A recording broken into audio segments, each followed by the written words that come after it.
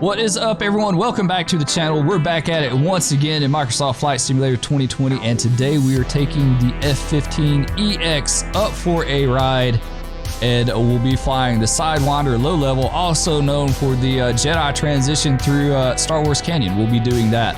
Should be a lot of fun. We're letting the plane start up now. She's going through all her things. You're probably saying to yourself, Spur, there's not an EX model F-15 in Microsoft. This is very true. This is actually the DC Designs F-15E Strike Eagle. For all intents and purposes, from the pictures that I've seen comparisons, they look pretty dang close externally. Like, it looks like, I mean, from what I understand, it's basically just an upgraded E model. Supposedly the airframe is supposed to be stronger, but I think a lot of the differences are going to be like in the electronics and the cockpit displays and stuff like that. Of course, the E model has the 3 MFDs, pretty much standard for a lot of your fighters nowadays, or your earlier fighters, I should say, like the 16 to 15, that kind of stuff. Supposedly, I think the EX is going to go to the one big display, kind of like the F-35, the one big touch screen. So, yeah, I mean, it is an E, but we're going to call it an EX. It's in the EX scheme. It's for AF20001, which is the first production aircraft.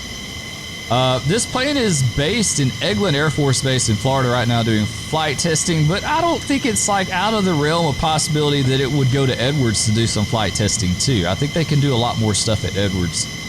But that's where we got it. We're at Edwards in California. Like I said, we'll be departing, and we'll be flying up to Lake Isabella and picking up the Sidewinder low level at point A.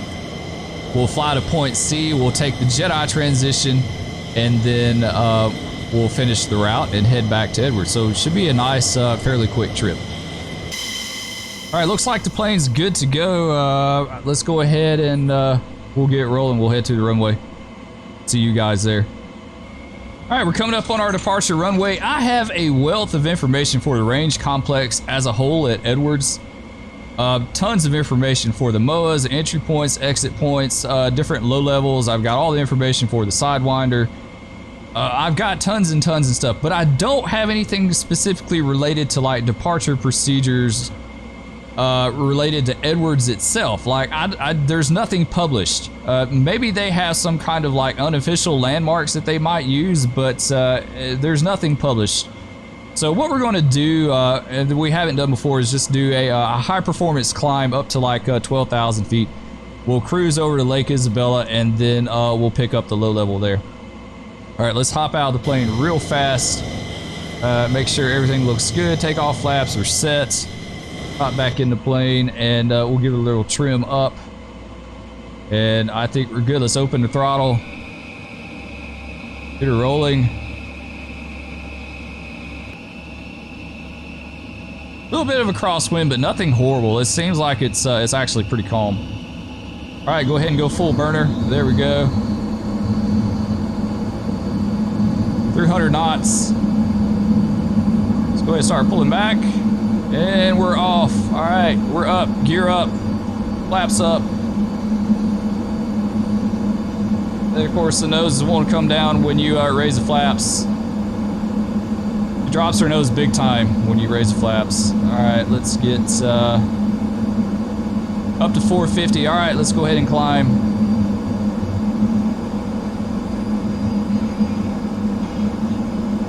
All right, there we go. She's off.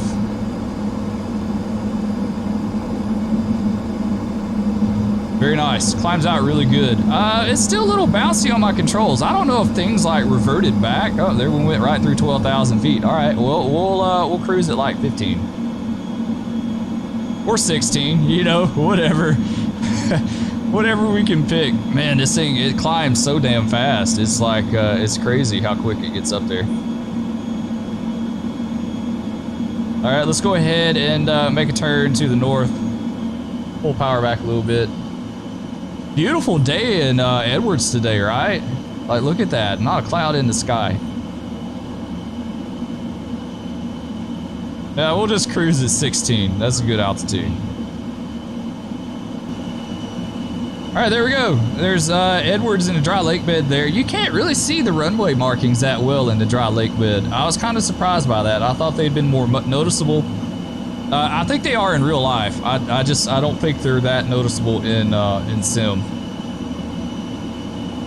But there you go.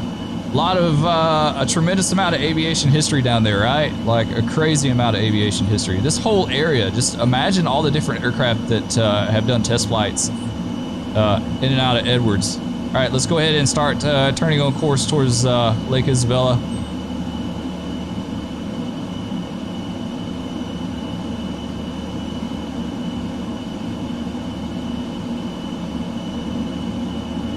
She's not quite as bouncy on the controls. It's definitely better in the pitch. Roll I've never really had an issue with. I didn't care about that much, but the pitch, the springiness in the pitch is what really kind of bothered me. But it's like you're walking a really, you know, with a high performance jet like that or like this, you're walking a really fine line between giving it good stability, but not like hamstringing it so much that it can't turn and burn. All right, there we go. We're kind of established on course here.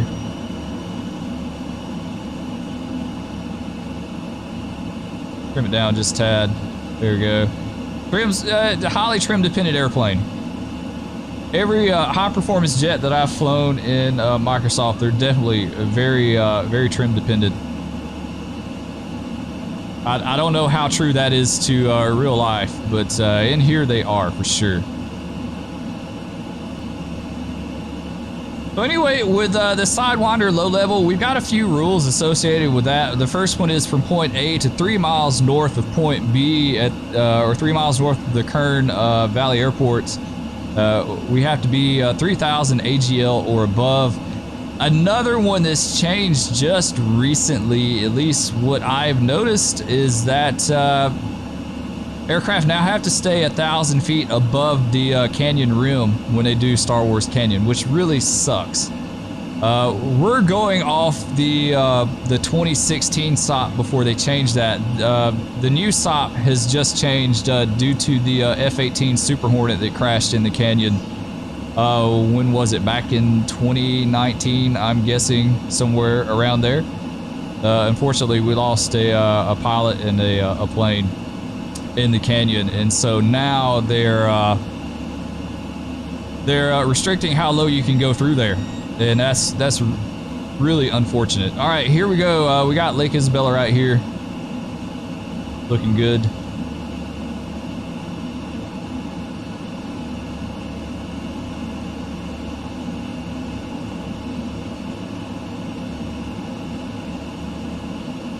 All right, let's go ahead and pull the power back. We'll start descending for entry point at point A, which is the western dam here at Lake Isabella. And the Sidewinder low level is kind of interesting to me. This isn't the first time we've flown it. We actually flew it a while back in the C-17, but it's interesting to me that it's not published in the AP-1B. This is purely in the information for the range complex, so it's kind of like an unofficial low level. Doesn't have a number associated with it. You know, most low levels are like a VR-1055, VR-1056, IR-200, that kind of stuff. Usually they have numbers associated with them. This doesn't. It's just known as the Sidewinder low level. A little bumpy coming in over these mountains here. It always is. Every time I've flown this, it's always been really bumpy. All right, so we're going to be flying directly over Lake Isabella. That's what we have to be cognizant about, the noise abatement procedures, because the locals down there get upset when jets, loud jets fly over. I don't get it. I grew up under an MTR. I grew up under 1055. We had all kind of jets flying over the house all the time. But during the 80s and 90s, everything from trainers to B-1 bombers, like you name it, it flew over, and it never bothered us at all. We always loved it. But it never was like at an inconvenient time. They always flew over, it was 7 days a week. I gotta start watching our altitude now. Say 3,000 AGL through here. All right, yeah, they always came through at decent hours. 99% of the time when they flew over, it was between the hours of 10 a.m. and 4 p.m. Monday through Friday, and definitely Saturday. Saturdays were always really busy. That's when the guard units would fly over, but we always enjoyed it. Like getting your own little personal air show every day, right? All right, we're gonna fly this route a minimum of 300 feet, 450 knots. I think they can fly it down to 200 feet in certain areas and faster, but we're gonna keep it a little higher and a little slower since we're not that familiar with it. We're basically still flight testing this airplane. I'm flight testing the controls. I don't see the airport they're making reference to. Where's the? There it is. Okay, it's back behind our intake there.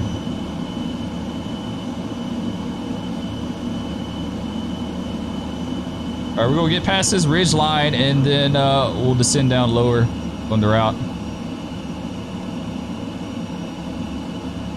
Definitely bumpy, right?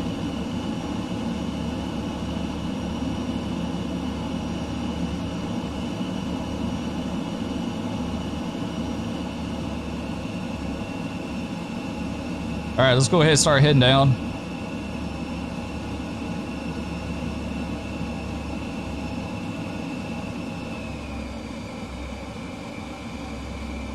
Speed's going to vary a lot. We're going to aim for 450, but it's probably going to be between 400 and 500, really, between the turning and the climbing and descending. It's kind of hard, like holding your speed consistent. Doesn't have an auto throttle, right? Like you have to do it yourself.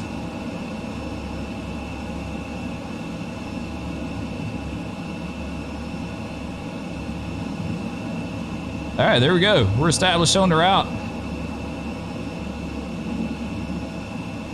My absolute favorite kind of flying to do, right? Like it's absolutely a blast.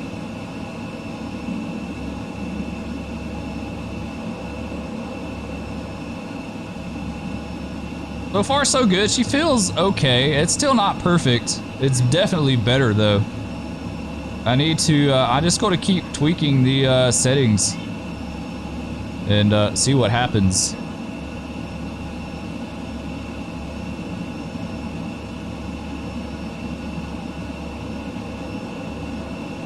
She definitely doesn't feel so herky-jerky on the controls, though, like she has in the past.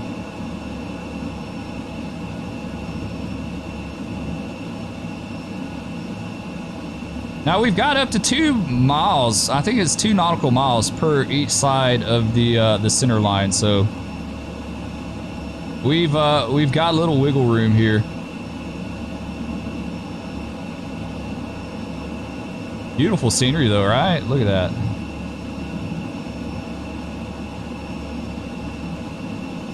A little bit slow. Give her a little more power.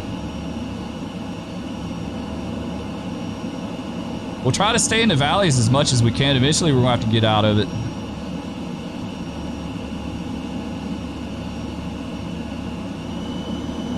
You're fast. We're actually a little bit slower than I want to be.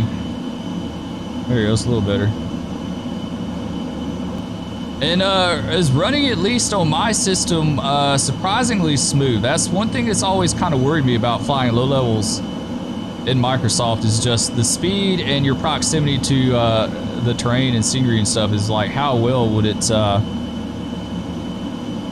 run? And it seems to be doing really well. There are 440 knots, about 900 feet. It's varying a lot because of the mountains. There you go, climb up this draw here.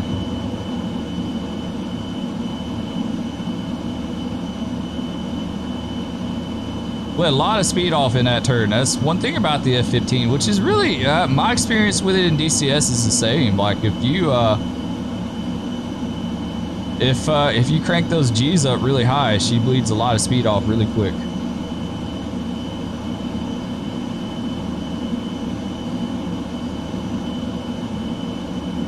Yeah, I'm glancing off to the left. I'm watching little nav map as well. Little nav map gives me a good indication of the terrain and what's coming up, so I'd use that a lot.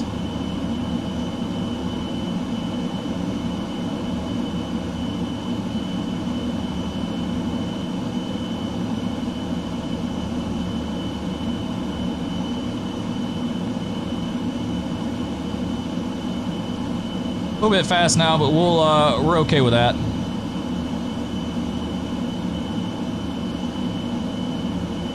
We'll go with that. We'll bleed that off as soon as we start back turning again.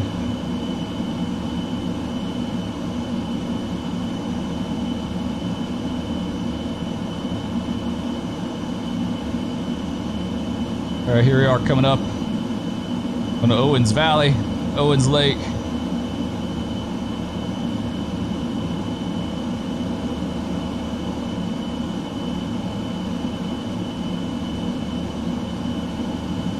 Off the center line just a tad. We'll try to get back on it.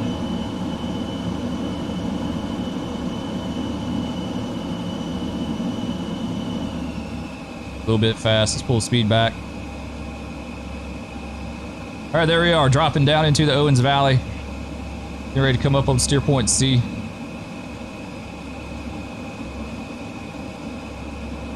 I don't like how the MFD it rounds your turn points. I don't really care for that in this kind of flying. I'd rather it just be linear, just a straight line.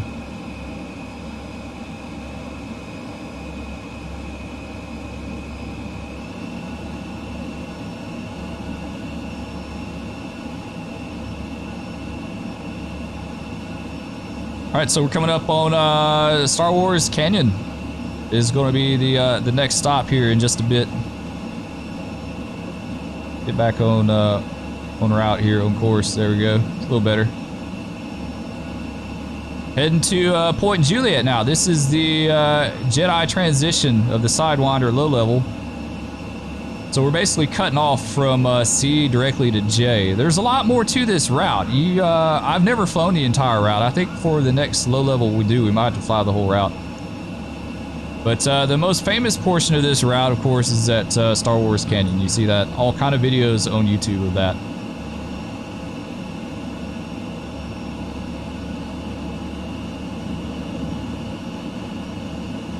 Here we go, back on course now. I think that's the highway down there that takes you by the Father Crowley overlook there at Rainbow Canyon. Actually, the official name of it is Rainbow Canyon. It's known as Star Wars Canyon, but actually Rainbow.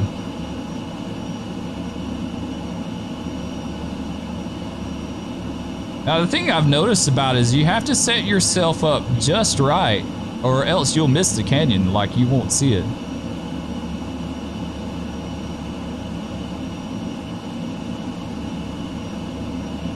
It's kind of hid. It's hid behind that little rise directly in front of us there. So it's a little bit tricky.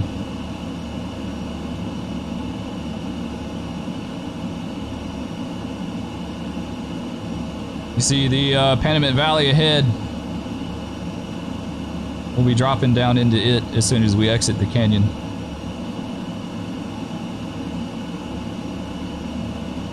A little bit high on this portion just so I have time to kind of spot the canyon and drop down in it. All right, there we go. There's the canyon right here.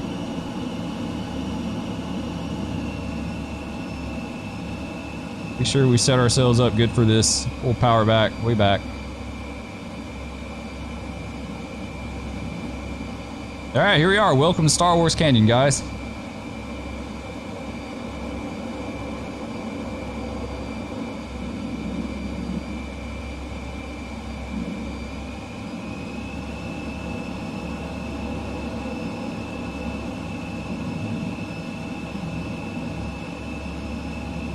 All right, there we go. We've dropped into the valley, Panamint Valley right here. And up on steer point Juliet.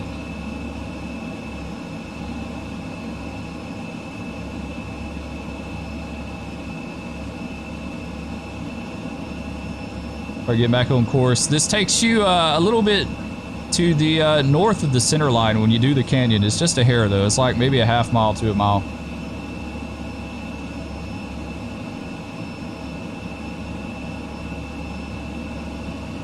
All right, open the throttle back up a little bit more. There's a little airstrip over here somewhere. I've never spotted it because we're so low, but I guess it's like a dirt airstrip or something.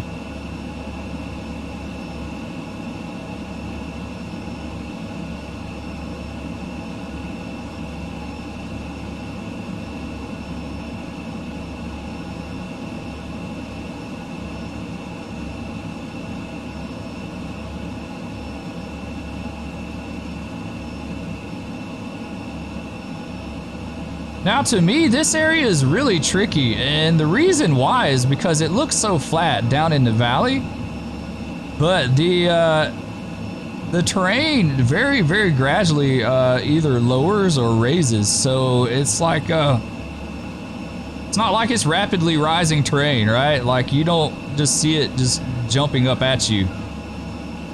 It's very subtle, so you kind of have to watch it through here.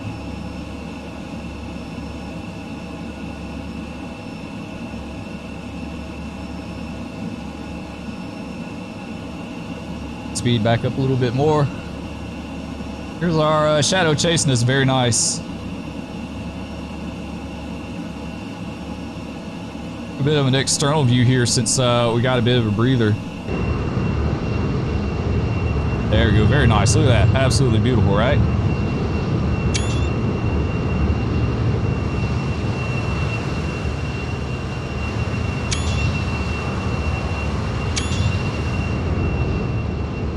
Have to see about a few screenshots. All right, we're starting to get back up a little bit high. We're back down on the deck.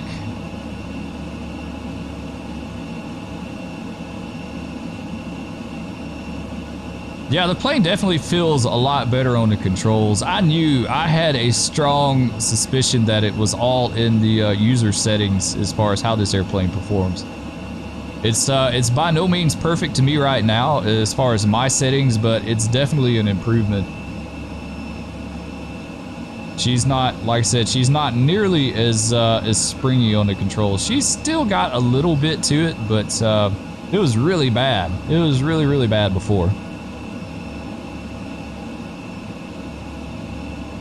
Definitely a little bit smoother.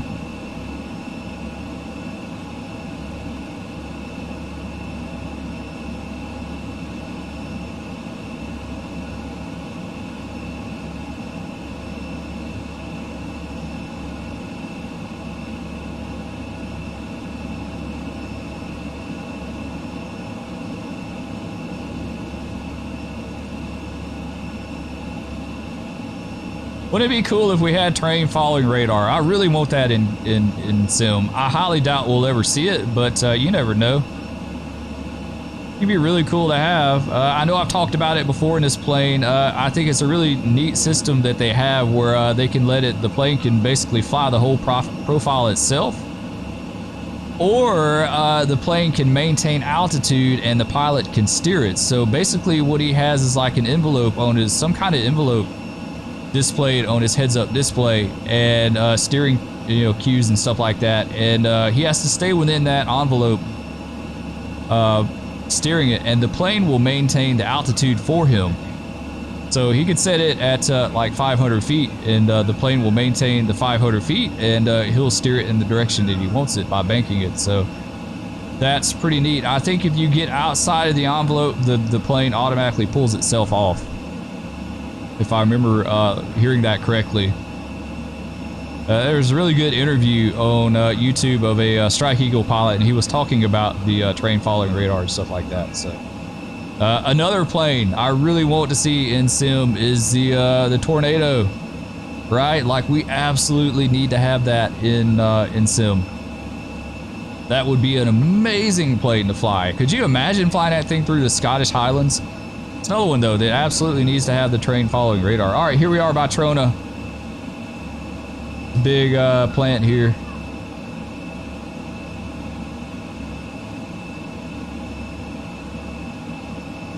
Gonna up on steer point Kilo.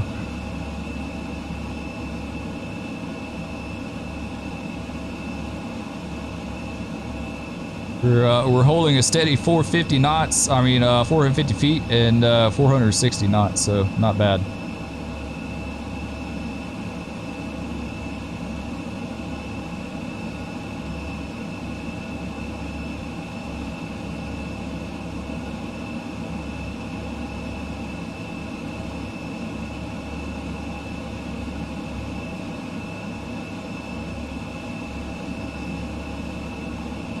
Let's go ahead and hit steer point kilo.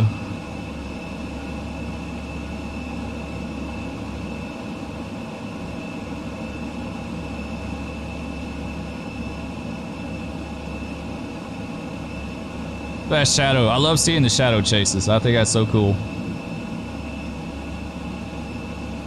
All right, heading to Lima now. Steer point Lima.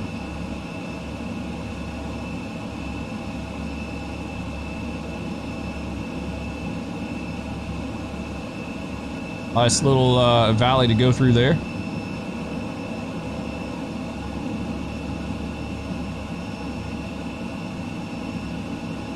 Make sure we're still on our route. Pretty much on the center line. We might be a little bit to the south of it, just a hair though, like a few tenths of a mile. All right though, we got 4 miles. It's basically 4 miles wide, so we got, you know, you got room to go back and forth.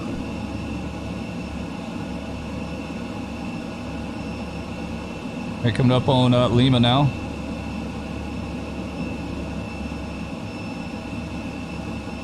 A little bit low.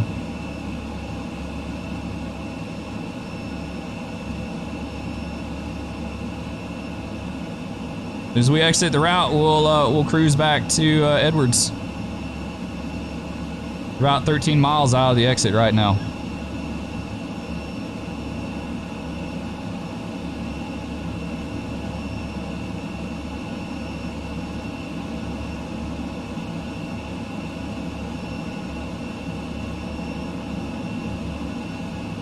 Down the highway here.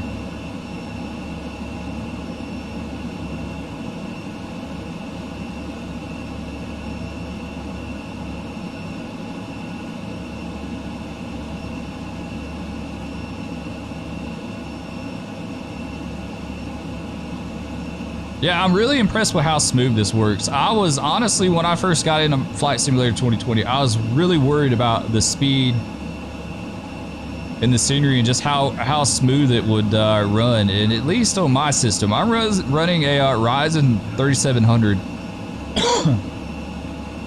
with a 2070 Super. It's by no means blazing fast. There's systems that do a lot better, but this, I can't complain about this one. There we go. There's the railroad. Passed over. Should be a tunnel right over there.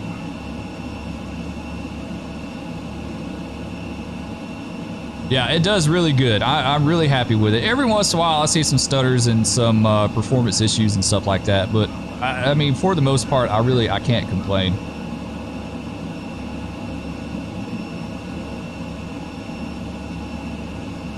Very cool. Very nice. All right, get ready to exit right now. Coming up on Point Mike. Steer Point Mike. It's the exit.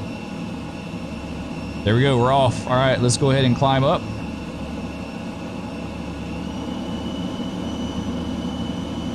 And we'll cruise back to Edwards. Got 33 miles, so we'll go up to about 10K, something like that.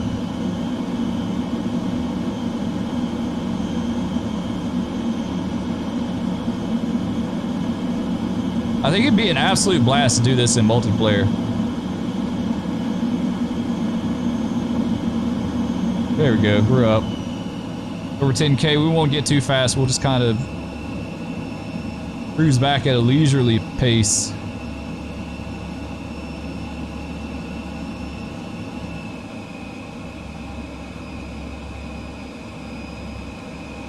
All right, so there you go. We just flew the Sidewinder low-level Jedi transition. Absolute blast to fly. If you haven't done it, I would try it. Get an airplane and give it a try. I enjoyed the DC Designs F-15s. It needs some tweaks. I think a lot of it's on my end, but it does what it's supposed to do. You know, it did exactly what I wanted, and I can't ask for any more than that, honestly. The T-45 is still my favorite. I think that's the best handling airplane. I haven't flown it in a while. I need to jump back in it. It flies the best, it handles the best to me. But this one, now that I'm doing some tweaks to it and kind of getting it under control, it seems like it feels a little better.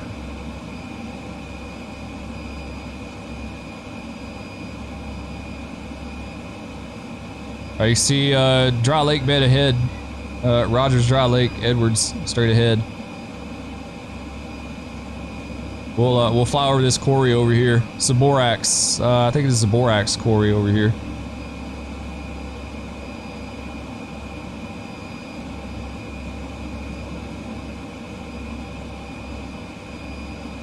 We'll fly over it and then we'll turn for initial and we'll do the overhead going into Edwards.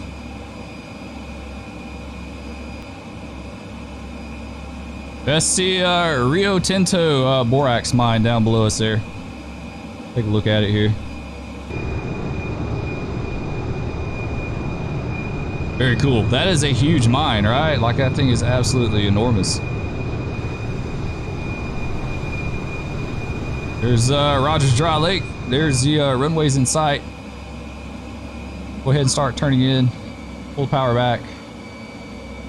Start descending. I don't know what the overhead pattern altitude is for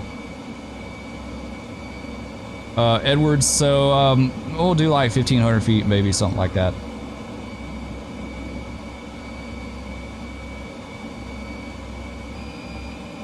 There are about 1,500 feet, 360 knots coming up on Edwards here. You can, if you look close, you can make out the runway markings.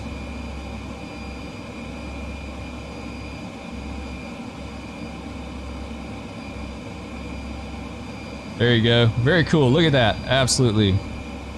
That's awesome.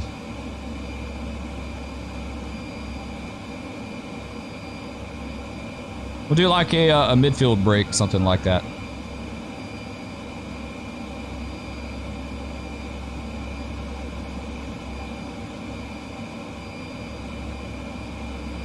All right, let's go ahead and do it. Full power back. Try to maintain the altitude. That's the big thing, is to not drop.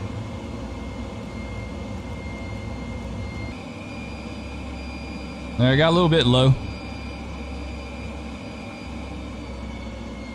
Power back. We should have been under about 200 knots about here. We'll have to let that bleed off. Drop the gear and drop the flaps will be set.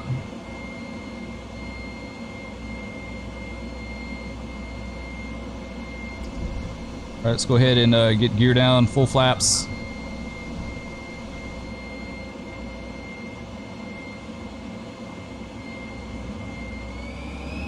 Keep her about 170 knots is what I like until short final. Then I'll start pulling the speed back.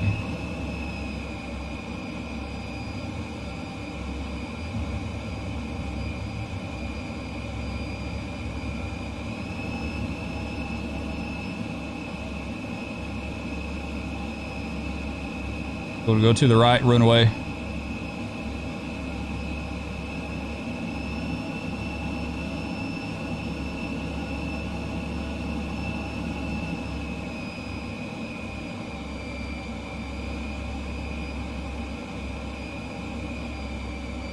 All right, looking good so far.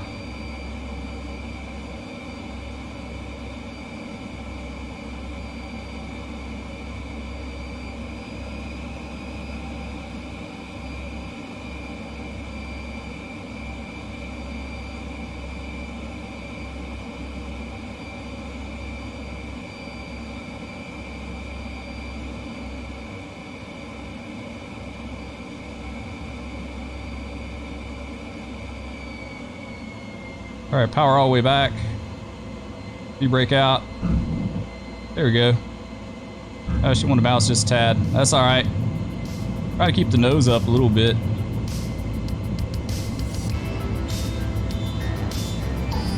There we go. A little bit of an aero brake going that time. I think the control settings has helped that a bit. All right, let's get speed brake back in. And we'll exit off runway and call it. I think now that I've got some good adjustments on the airplane, I think I'll be flying it a lot more. There's a lot of other low levels that I would like to fly. I'd like to do 1355 up in the Pacific Northwest. Supposed to be like the absolute best low level that you can fly in the United States. So we'll give that a try. There's actually a cockpit video of an F-15E Strike Eagle flying that. There's lots of Super Hornets flying it, but there is an F-15E flying it as well. So we could do that. I think that'd be a lot of fun. There's a lot of low levels down here in Nevada and Southern California that would be a lot of fun to fly as well. So we'll give them a try. We'll see different parts of the country like that. Anyway, guys, I think that's going to do it. I hope y'all enjoyed. If you did, please remember, as usual, to hit that like, destroy the like. I've had a user say that before. Be sure to destroy the like button. And absolutely consider subscribing. Doesn't cost you a dime. Keep leaving those comments. I love hearing from you guys. Thank you all for those that have just recently subscribed and joined us. Glad to have you on board. And with all that said, we'll catch you in the air next time. Peace.